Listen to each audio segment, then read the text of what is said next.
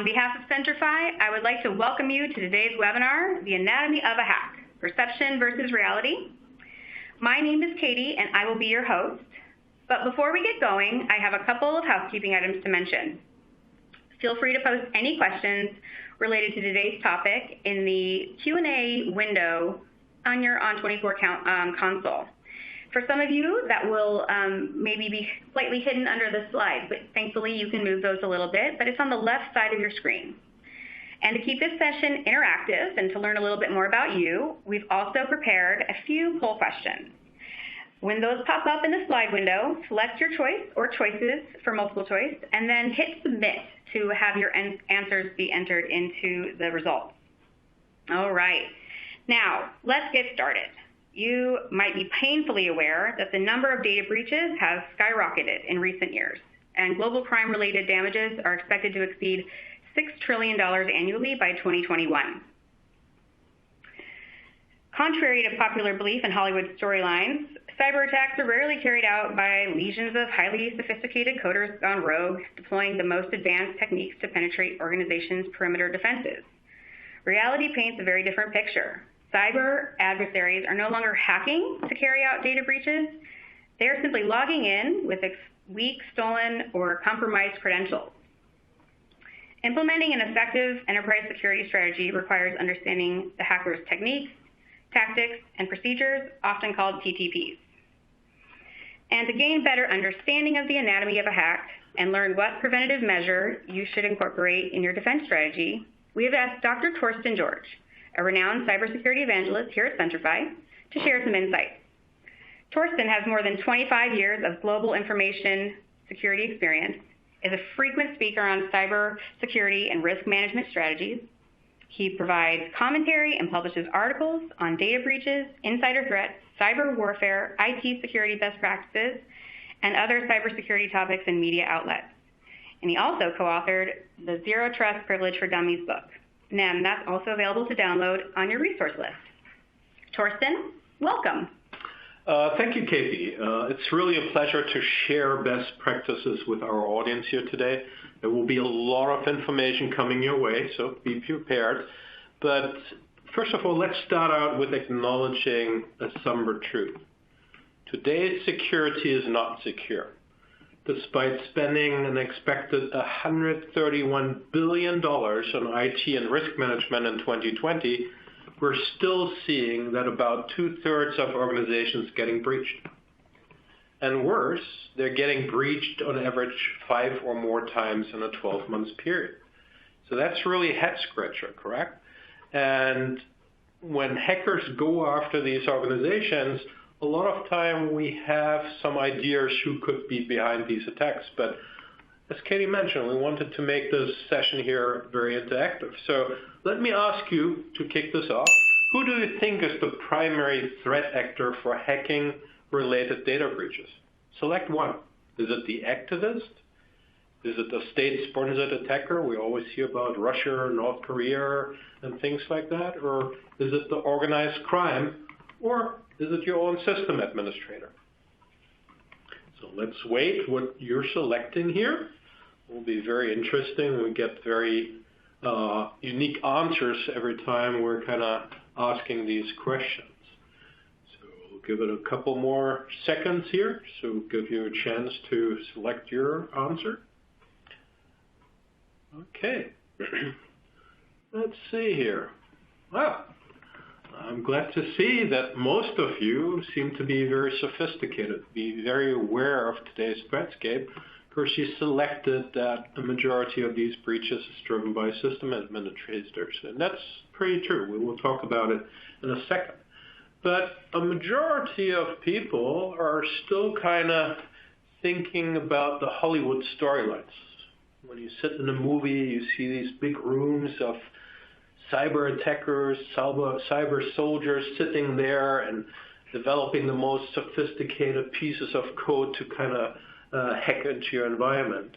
And if it's not this group, then it's the guy in the hoodie, correct? Well, reality looks different.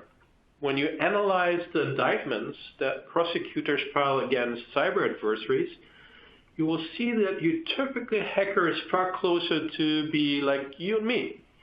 It's potentially your child's teacher.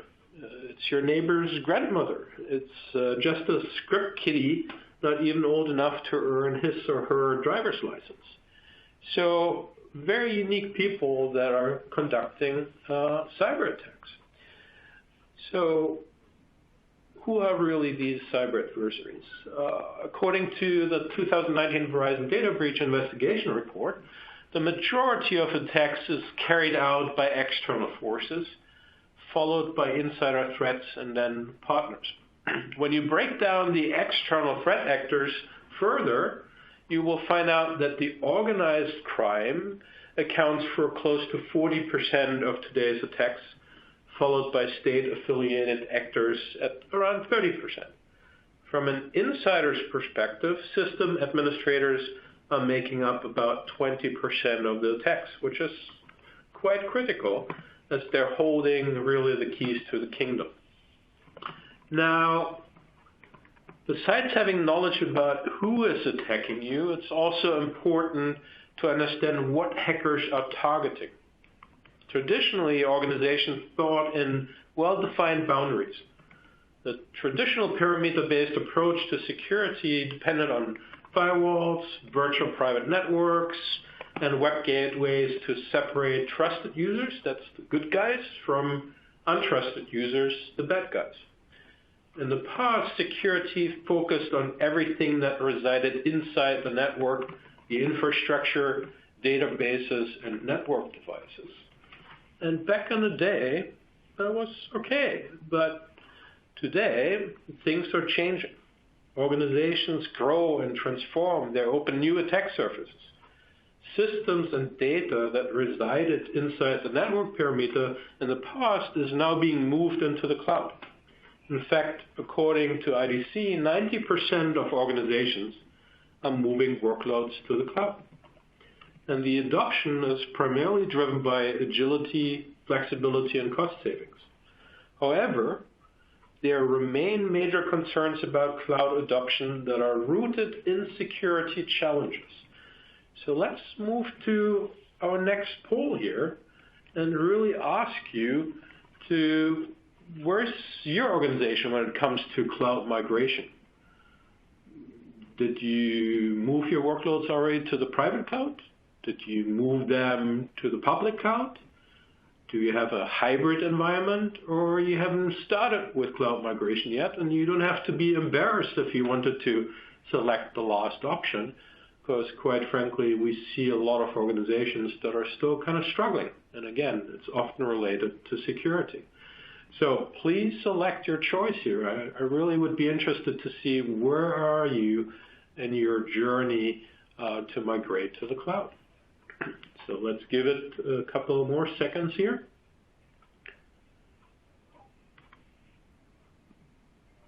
Okay, let's see. Oh, wow, yeah. That's kind of reflective of what the market is seeing.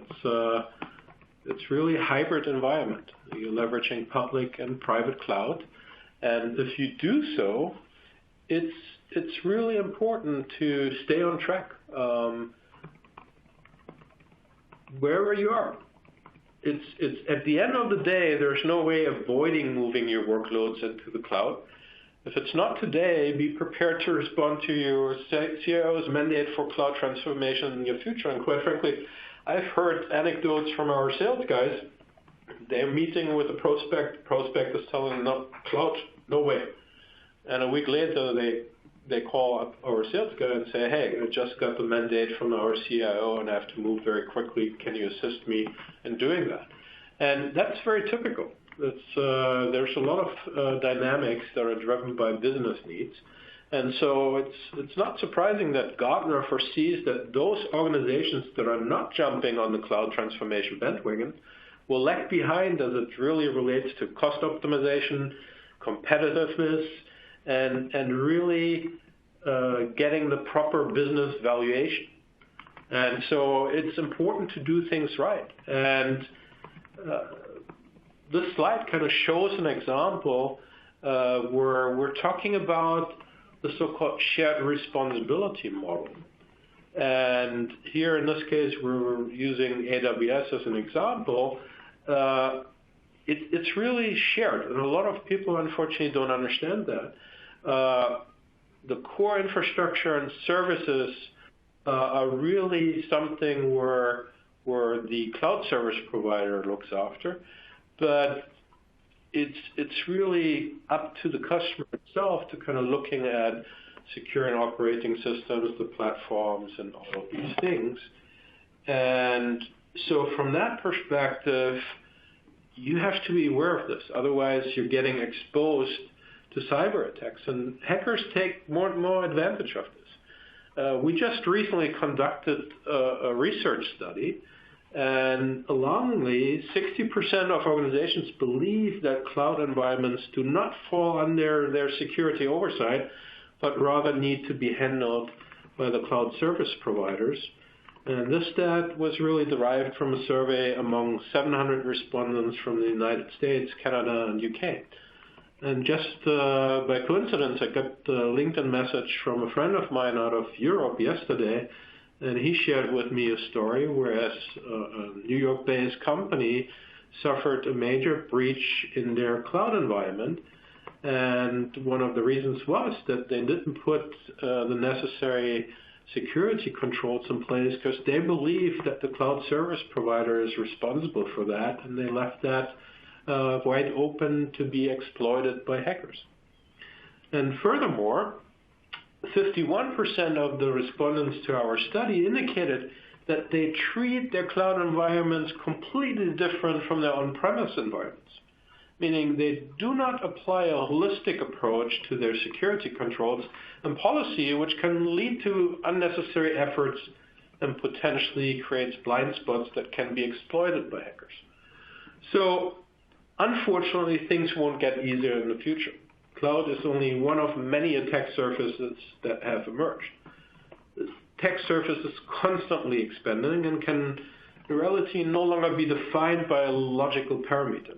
Besides, organizations moving workloads to the cloud, they're automating processes with DevOps. They're storing terabytes of additional data in big data lakes. And what used to be deployed in a single server is now operated in hundreds of containers and microservices. This proliferation of compute resources enables greater agility, productivity, and opportunity for an organization, but it also creates opportunity for the attacker. So now let's move on to kind of look at tactics, techniques, and procedures. And this is very important. We need to understand what a hacker does to really define our security defense strategies. And for many years, hacks have been glorified, which led to the common belief that data breaches typically exploit zero-day vulnerabilities and require a tremendous amount of code sophistication to break through the almost impenetrable perimeter defense that organizations have put in place. However, post-mortem analysis has repeatedly found that the source of a hack is often a compromised credential. And so DDoS attacks that often come up in the media, it's still very rare that DDoS attacks are being used for data breach. They might be used for business disruption, but not in the context of a data breach. And when it comes to zero-day attacks, in reality, only 0.4% of the total number of all vulnerabilities have been exploited over the last decades that were really zero-day vulnerabilities. So that shows you some of the misconceptions that unfortunately lead to investing in the wrong areas. And so when it comes to the real tactics, techniques, and procedures, I like to refer to the 2019 Verizon Data Breach Investigation Report that really looks at what are kind of the threat actions that are being taken and what are kind of the tactics related to the real breaches. And as you can see in this graphic, phishing, which is kind of the precursor to credential-based attacks, the use of stolen credentials, privilege abuse, use of stolen credentials, use of backdoors, these are really primary techniques that are being used by attackers. So it's not that super sophistication. It's something that we have to understand today, that hackers don't hack in anymore. They log in using weak, default, stolen, or otherwise compromised credentials. I can go to the dark web right now and for a couple $100 buy thousands of usernames and associated passwords, and then try to leverage these credentials to try them out at one of my target accounts. And most likely I will get in. That's how easy it has become. So now you might say, hey, this guy is talking big crap there. But the statement is really backed by quantitative research. According to a recent study by Centrify, 74% of respondents whose organization have been breached acknowledge it involved access to privileged accounts. And this number, in reality, is also aligning with Forrester's estimate that 80% of security breaches involve compromised privileged credentials. So if you invest in firewalls, if you invest in data encryption technology and other of these tools, in reality, they are not really addressing the problem. Because if I can camouflage my attack under a legit identity that are compromised, I will have access to these encryption keys.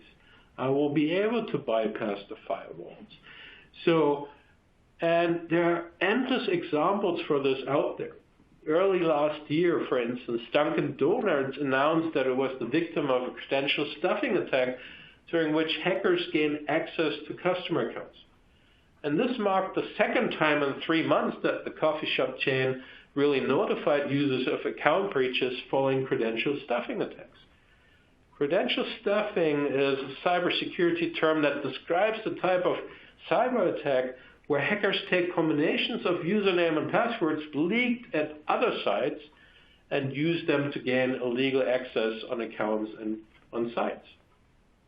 In both attacks, hackers used user credentials leaked at another site to gain entry to Dunkin' Donuts Perk Rewards accounts, which provide repeat customers with a way to earn points and use them to get free beverages or discounts for other Dunkin' Donuts products. And this type of information, typically stored inside the account information, really included first name, last name, email addresses, their account numbers, their QR codes to claim these perks, and the hackers entered into these accounts and then basically were selling it for profit on the dark web, and people took advantage of it. Another example is Citrix. In May 2019, this cloud computing giant fell a victim to a major data breach. The Florida-based company was hit for an estimated 6 to 10 terabytes of confidential internal information. While any data breach of this size is a legitimate news item, the Citrix data breach is particularly newsworthy as the software company provides cloud services to the U.S. military through its shared services center and is one of the Department of Defense approved vendors. So the Citrix data breach is thought to have been perpetrated by the Iranian hackers in a group called Iridium, which is believed to have ties to the country's government. The Iranian hackers appear to have forced their way in with a tactic known as password spraying, a technique that exploits weak passwords. All indications are that the purpose of the Citrix data breach was to get information about the U.S. government and their contractors. It would be prudent for any companies making use of Citrix software or services to review their own security policies. However, particularly in terms of password safety, which is how this hack happened in the first place. Another example, in August 2019, a hacker used username and passwords exposed from another company's data breach to gain access to accounts of State Farm insurance users.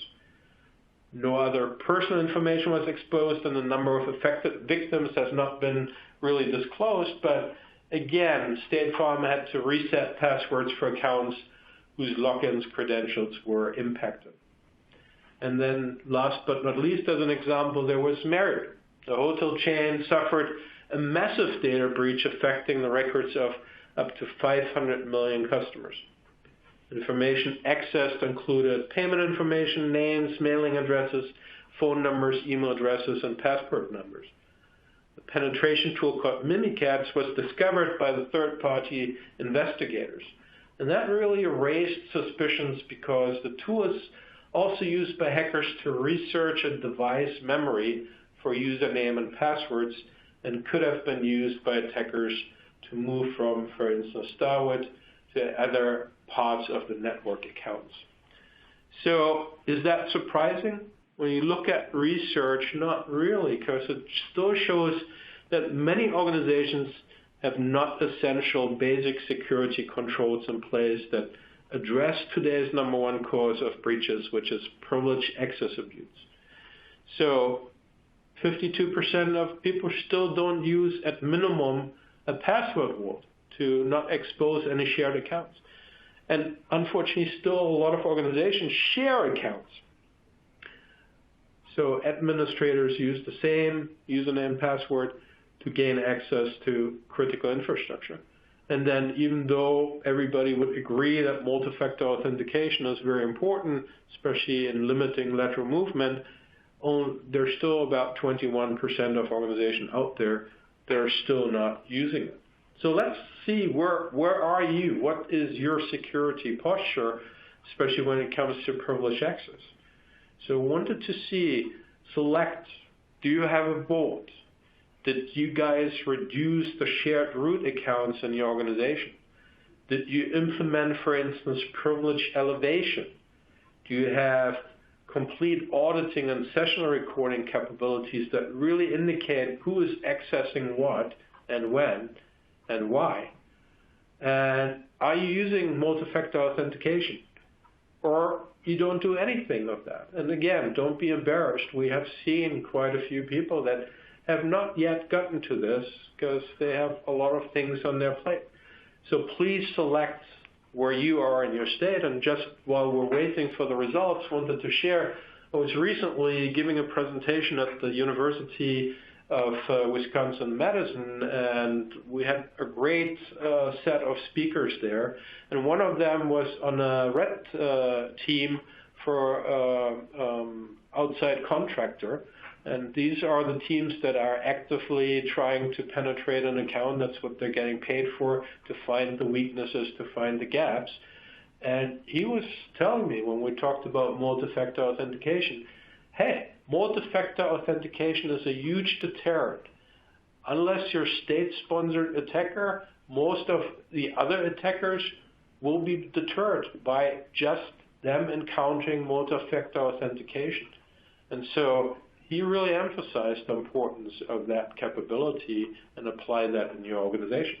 So let's see where you guys are. So I'm glad to see that a lot of you have implemented multi-factor authentication. So you're addressing some of the fundamental security controls there. I see that some of you have started reducing the shared root accounts and kind of around 50%. That's what we're seeing. And so that's good news. You're on the right track.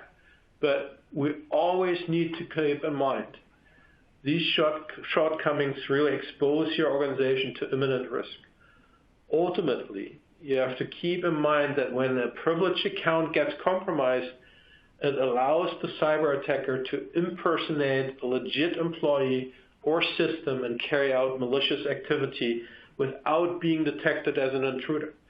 So once hackers compromise a privileged account, they can typically roam at will across an IT environment to exfiltrate data and cause damage. So I always tell people, in short, it takes only one compromised privileged credential to impact millions. Millions of data sets, millions in fines that you have to pay if you have oversight agencies look after you. And it really has an impact on your brand reputation. So that was kind of the precursor. Let's really look at how does a hack occur today and really understand what hackers are doing to get in there, and then what measures you can take to counter these TTPs. And so typically, there are many different versions of cyber attack life cycles and kill chains, or however you want to title that, out there, but all of them basically contain three major phases, and all are applicable for both external and insider threats. So there's phase number one. It's about compromise. It's about establishing the initial foothold, and we will talk about the methods that are being applied there. The second phase is kind of, hey, I'm in, and now I'm exploring. It's about gaining elevated control and moving lateral.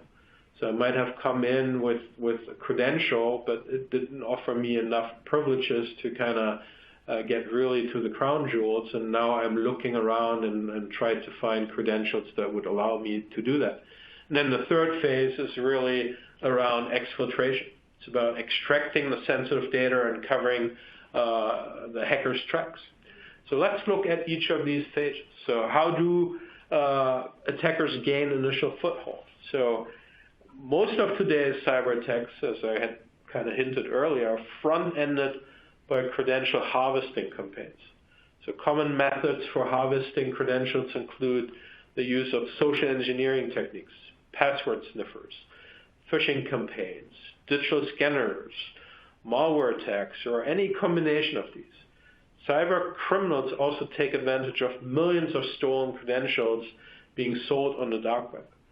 So once in possession of stolen, weak, or compromised credentials, the attackers are now leveraging brute force, credential stuffing, or password spraying campaigns to gain access to their target environment. Since account compromise attacks can bypass the most hardened security parameters, organizations really need to change their mindset and apply more of a zero trust approach, which assumes that hackers are already inside the network.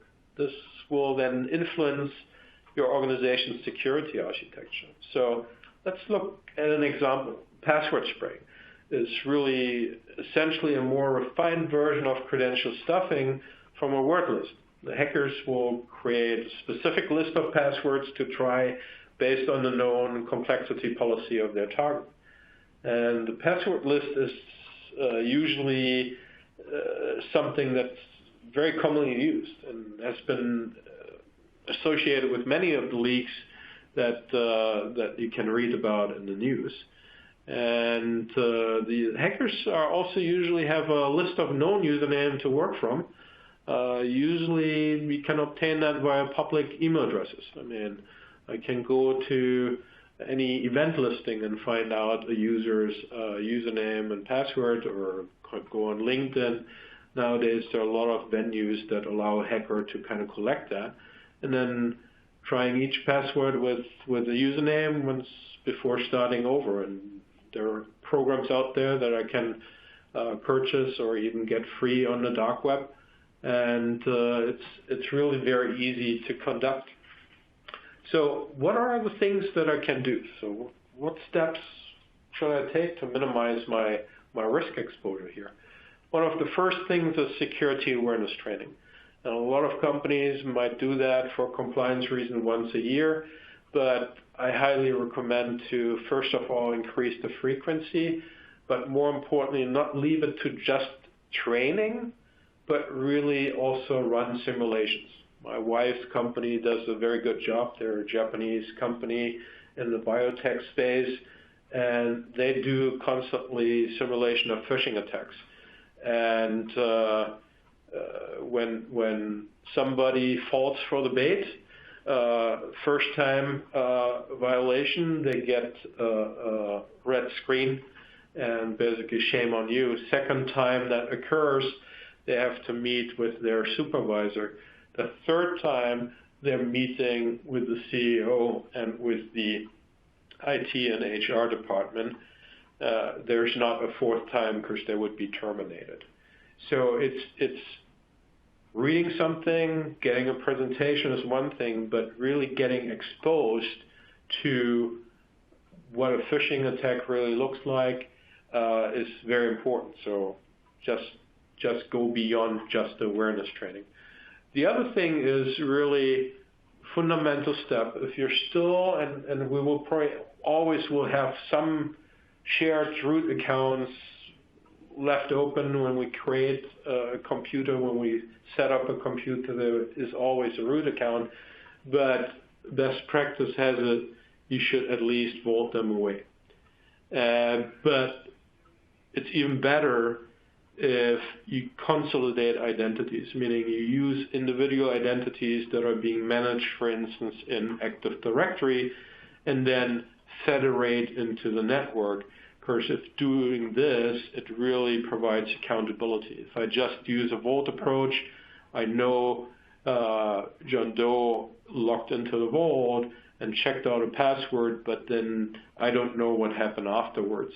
If I use my individual accounts, there's accountability. I know John Smith, Thorsten George, I knew exactly who logged in, and that's very important. So let's move on to the second phase, gaining elevated control and moving laterally.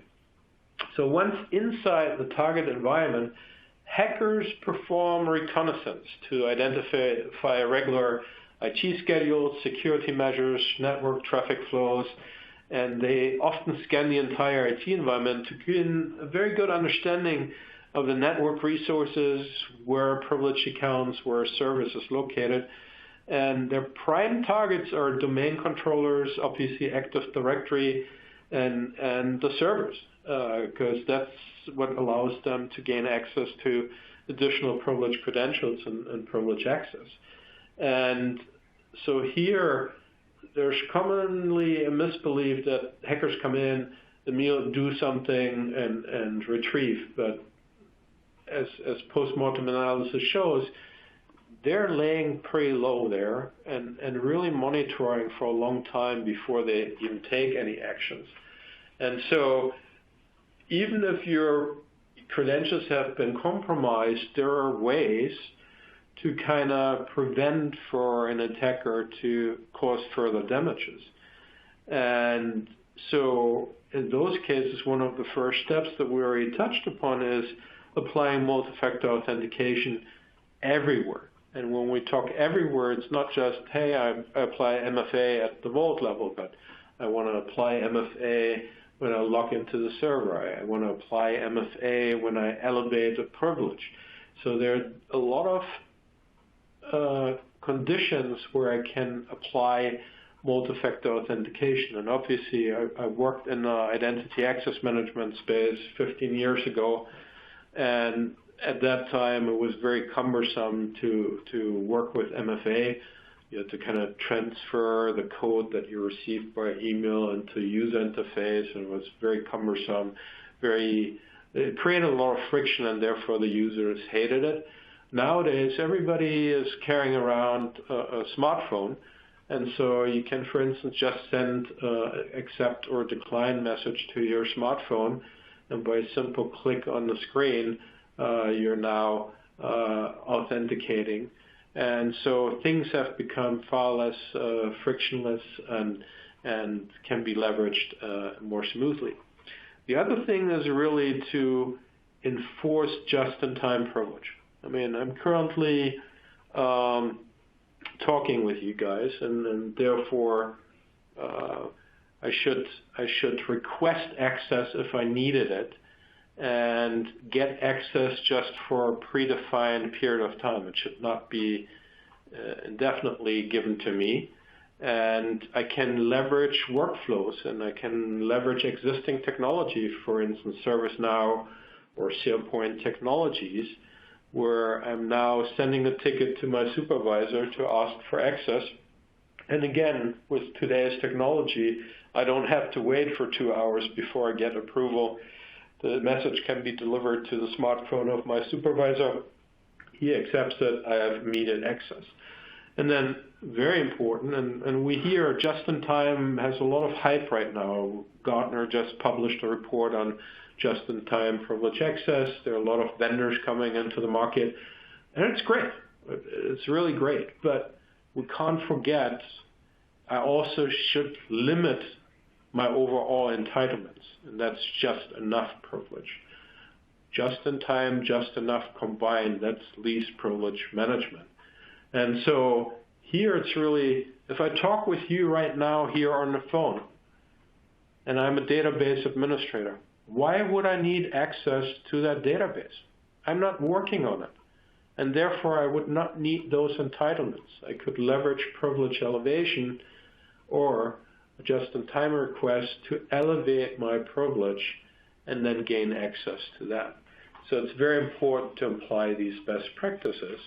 And then beyond that, we are all familiar with microsegmentation when it comes to a network layer, but you can apply the same concept to identities.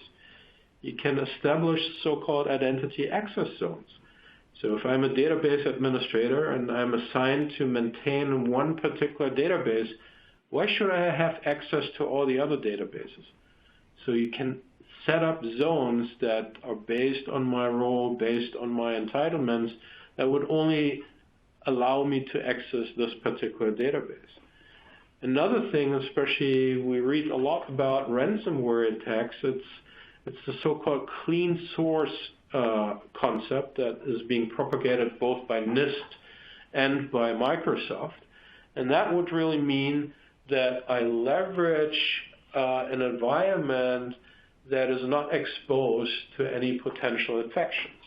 And it doesn't necessarily mean nowadays any longer that I'm issuing a separate workstation to an employee that is disconnected from the internet, but rather take advantage of gateway connectors where via a browser interface, I'm isolating my access into the network. And that same technology can also be leveraged to really gain or provide secure remote access to my outsourcers. So instead of using VPNs that give an outsourcer or a remote worker access to an entire network segment, I can use gateway connectors to point at directly the resource that I should gain access to. So I'm not surfing around the entire network segment. I have targeted access. And that's very important again. So the last phase, exfiltrating and covering up. So once an attacker has identified where valuable data resides, they typically look for ways to elevate access privileges in order to exfiltrate data and conceal the activity to avoid the detection. Often they will even attempt to create a backdoor for exfiltrating additional data later on, creating SSH keys that give them this type of access. So here again, MFA is a very good first best practice to apply, especially if you use NIST Assurance Level 3, so crypto-based authentication. Google is a very good example. They use Ubisoft as their authentication factor, and that's a crypto-based technology. And since they have introduced that to their environment, they have not seen any successful phishing or credential-based attacks. So that's a big point right there. The other thing is that, as usual, not just for governance, but really for security purposes, we should monitor privileged access sessions. And when we talk about it, often people think about, oh, I vault away my passwords and therefore I should monitor the vault. But it goes beyond that. You should move the control point to the server itself, onto the host. So do host-based session monitoring and really take advantage of the technologies that exist there. And then last but not least, I know we're all tired of hearing about AI and machine learning, but again, here it's something that you can leverage, because in reality, if I travel around the world, I might want to establish policies that if I show abnormal behavior, that I need to do step-up authentication. And for instance, we just recently had our global sales kickoff in Dallas, and because I was there for the first time in a long time, when I tried to log in to our network environment remotely, it challenged me. It asked me to provide answers to a security question or sent me a one-time password code. And that happened because I showed abnormal behavior. And for a hacker, again, while they monitor the environment, it's very tough for them to really pick up on all the nuances of a user's behavioral patterns. And that's where you can apply really machine learning to help you capture any additional threats that might lure in your environment. So these were kind of the best practices, and so it really helps stop the breach and attack. Let's summarize that. So you have to assume the attackers are already in, so now they want to settle in, but you're applying MFA, you're applying just-in-time access, just enough privilege, access zones, and secure admin environments. So you're blocking the attackers to do their typical fanning out. And the same for really extracting data. MFA, air-gapping admin accounts, host-based auditing, monitoring, machine learning-based risk analysis really helps if it's an additional layer of security to capture if somebody snuck through, and so that's very important. So how do you pull all these pieces of the puzzle together? What is the framework that provides you the biggest bang for the buck? A lot of people nowadays talk about zero trust. And even in an interview with the Federal News Network, Suzette Kent, who serves as the Federal CIO Information Officer, stated that zero trust is a critical framework for them to be able to protect data and operate the environment.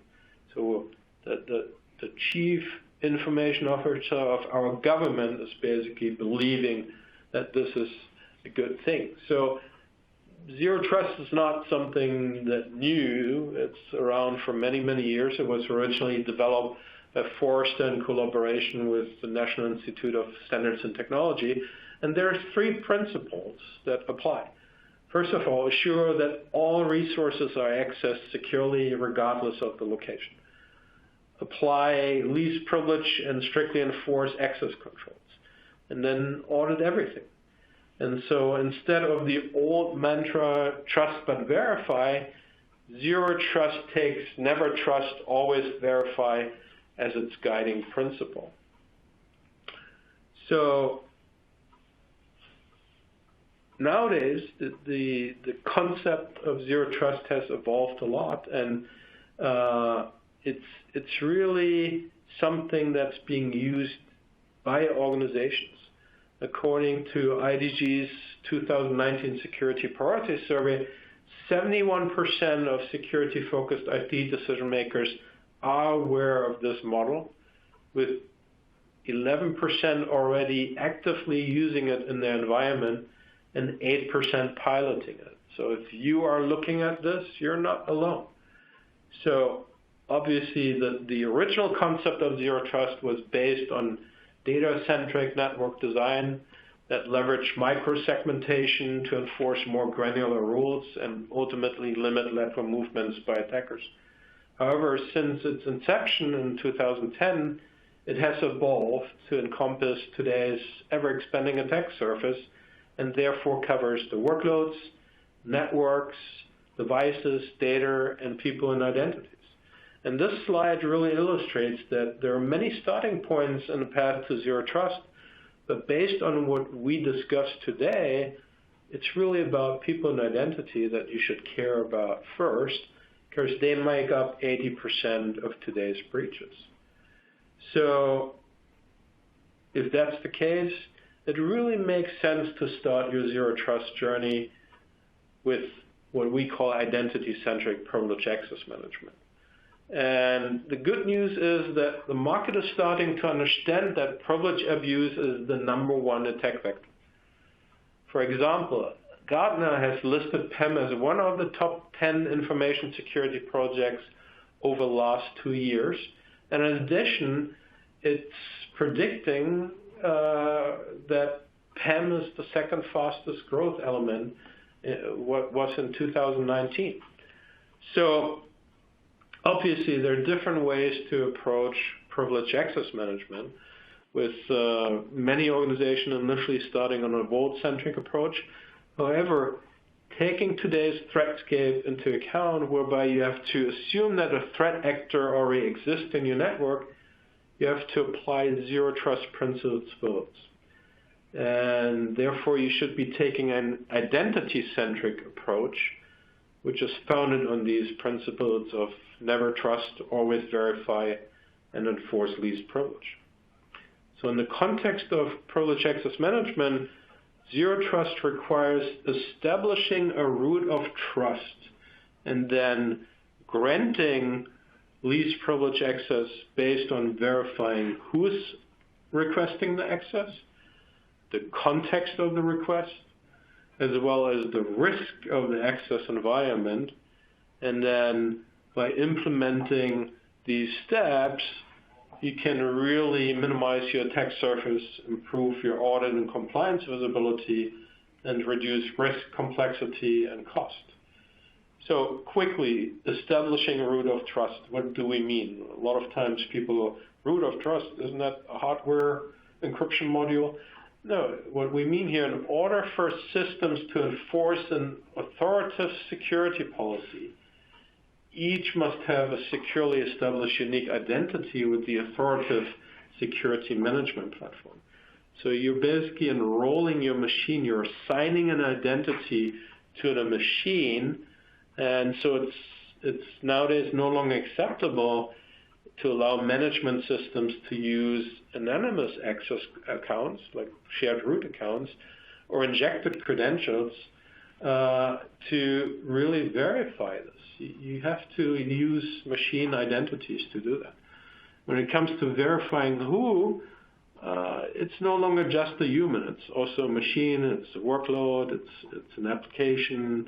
And to do the verification, it's really something where you take the root of trust and you combine it, for instance, with things like multi-factor authentication, so that there is an established accountability.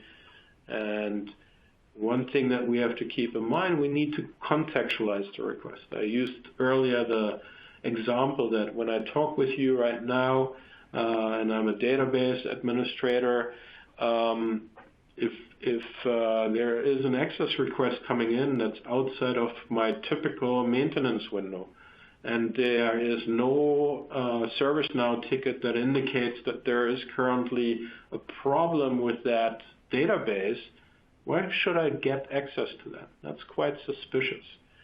And then we talked about securing or leveraging a secure admin environment and really not providing direct access from workstations that would potentially easily infect your environment with malware.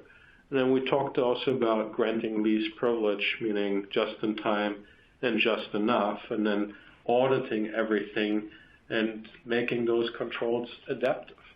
A lot of times when we talk about these things, people are kind of feeling overwhelmed and they, wow, there's a lot of things coming my way.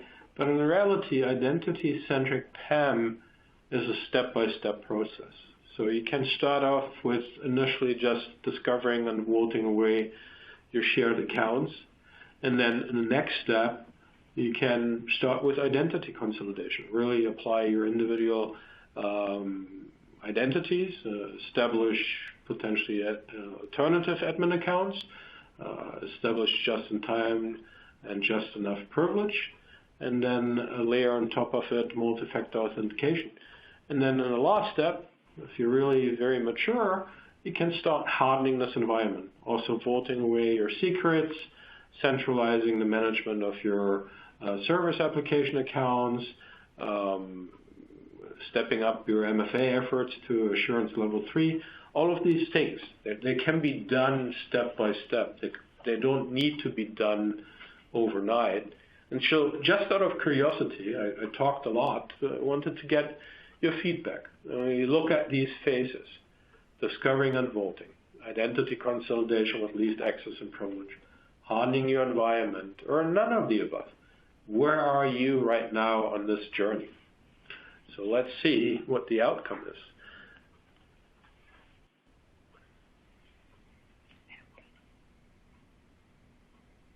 Okay, let's see here.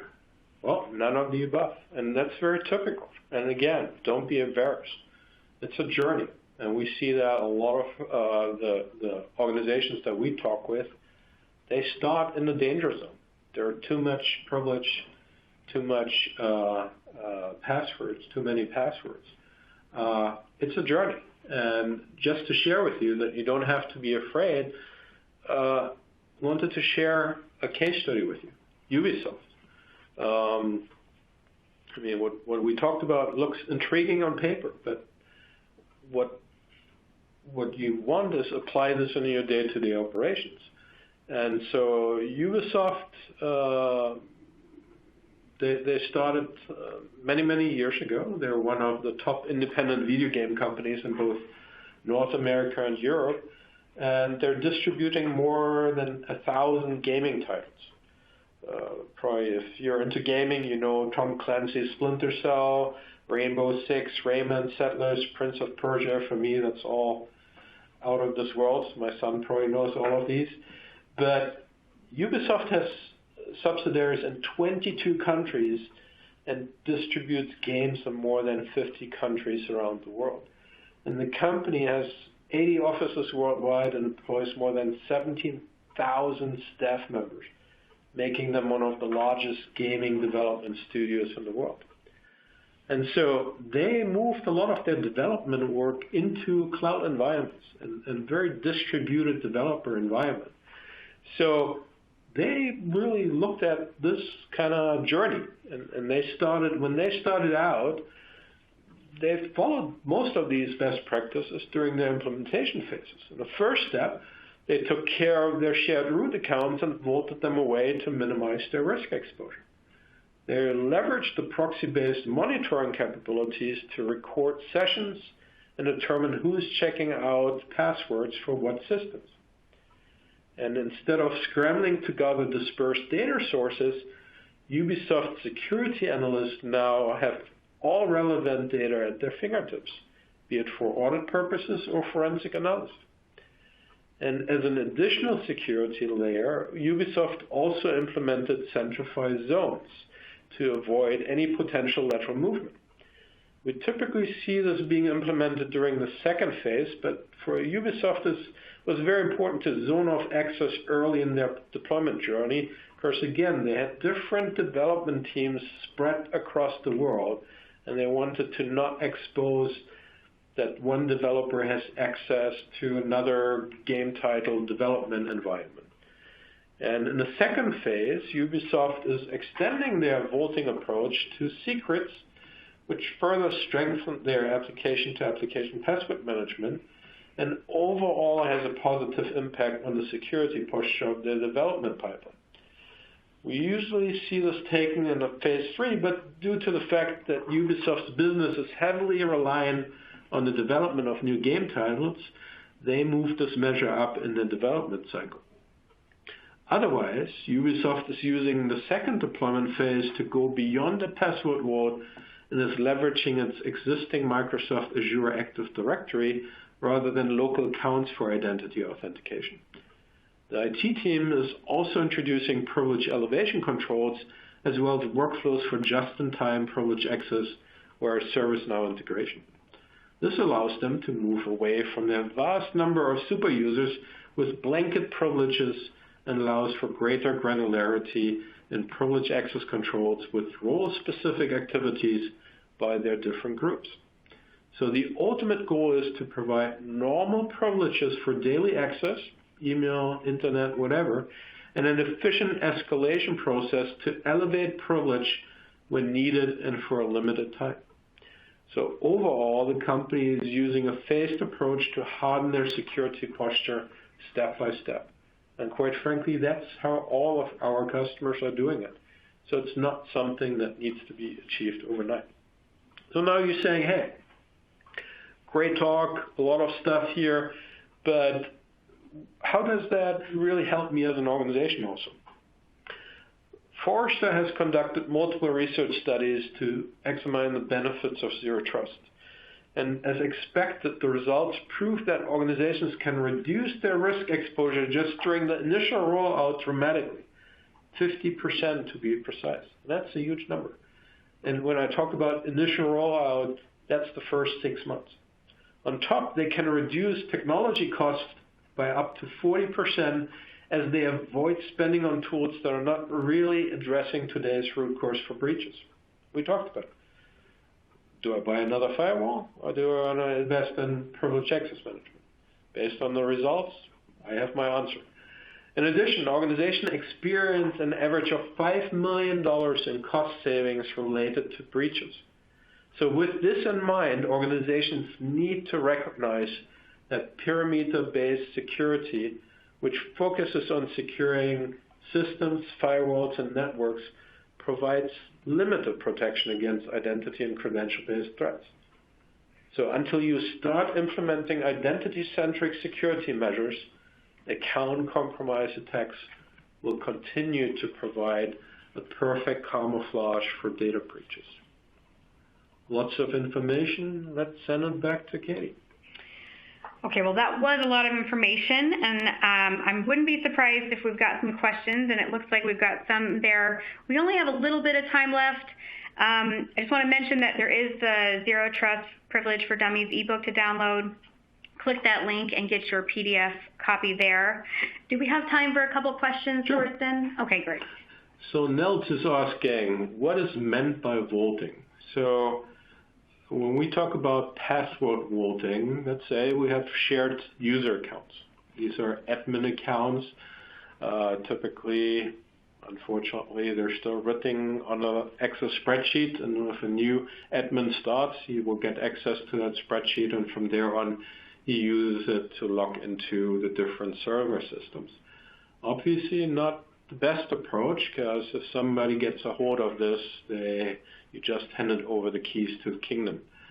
So one of the first steps that you want to do is to vault them away. So there are technologies out there. It's like a safe. It's not comparable with password safe for the consumer side. It's a little bit more sophisticated on the enterprise side. But basically, you put them in there, and the next time you wanted to use this shared account or shared password, you would log into the vault, you would request, so that there's an audit trail, request to check out the password. You check it out, you use it, and you check it back in after you're done. Obviously, there are options available where you can also rotate the password. So at the end of the day, you might not any longer be exposed to the password itself, which is even better, because nobody can shoulder surf, nobody can gain access during that short window time. So that's what's meant with vaulting. It is an essential step, but in reality, we're propagating that it should only be used in break glass scenarios, but otherwise you should use your individual identity to authenticate, because that really provides better accountability. Let's see here.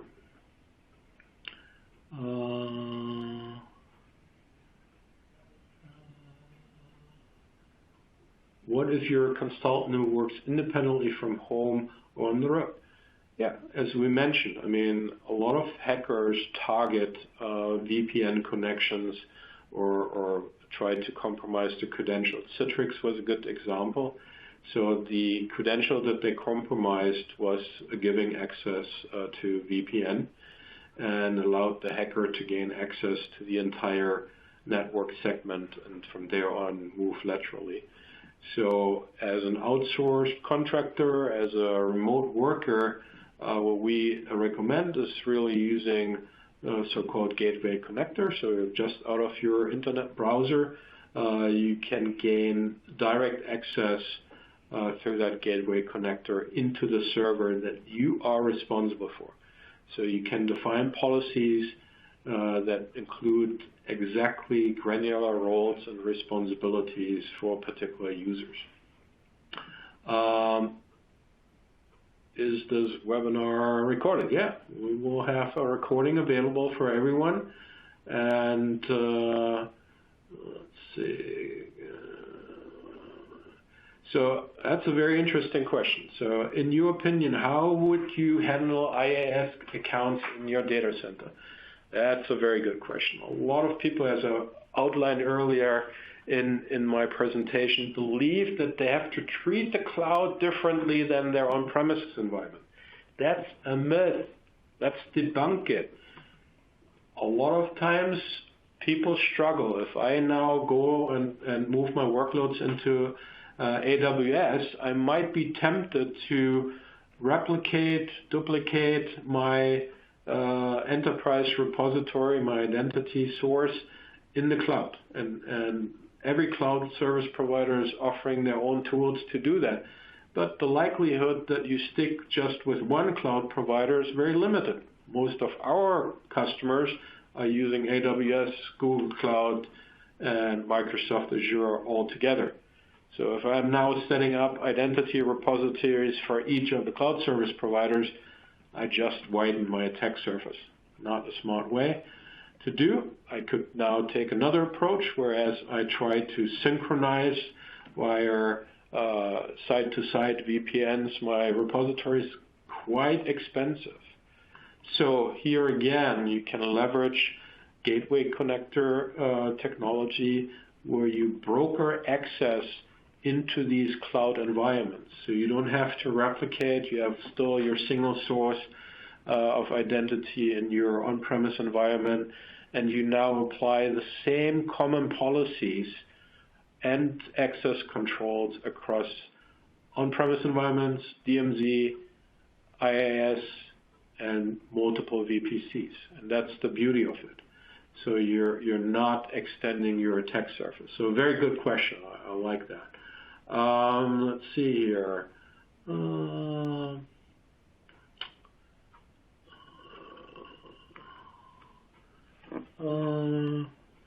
MFA in itself is only good if people is properly trained. An MFA with SMS recovery is a huge hole.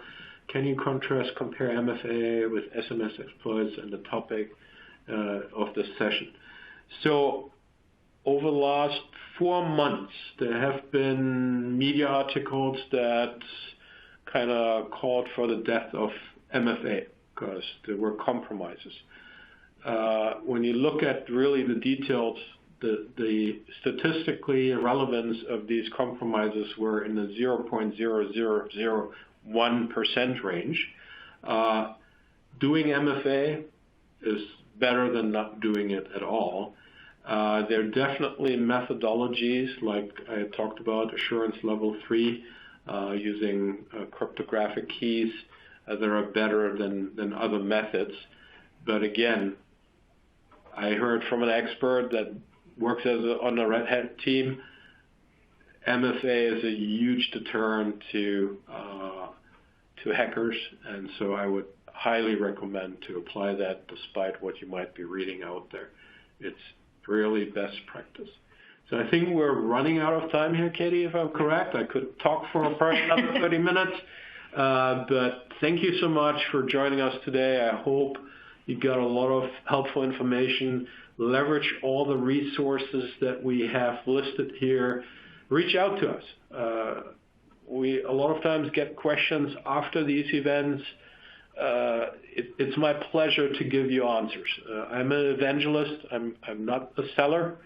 So my goal is to help you, to assist you, to strengthen your security and compliance posture. That's my objective. Thank you. Thank you so much, Torsten. And thanks to the audience for all the great questions. If we did not answer yours live, we will follow up with an answer. If you still have questions, I'm going to go ahead and leave this open for a few moments. Tomorrow, we will be sending you a thank you email. It will have a link to the slides and the recorded webinar. We invite you to check out our other resources available for download. Our website has many, many of those. And then upcoming events. Now, we've got a great series of webinars coming up. Can't wait to share those with you.